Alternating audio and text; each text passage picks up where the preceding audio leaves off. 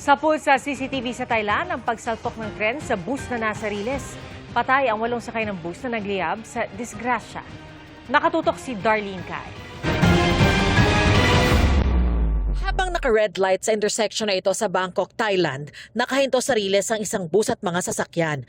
Kaya pagdating ng tren, sapul ang bus, nakaladkad at nagliyab. Kita sa isa pang anggulo kung gaano kalayo nakaladkad ang bus. Nadamay rin ang iba pang sasakyan.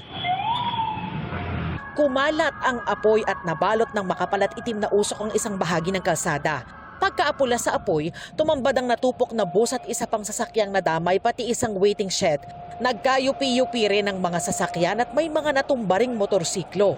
Basag ang salamin ng tren.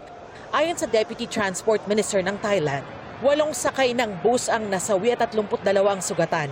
Batay sa paunang investigasyon, hindi nakababa ang barrier sa railroad crossing dahil nakahambalang doon ang bus at hindi rin agad nakapreno ang tren. Pangkargamento ang naturang tren kaya bukod sa nagmamaneho ng nagpapatakbo ng tren, wala itong ibang sakay na tao. Patuloy ang investigasyon sa disgrasya.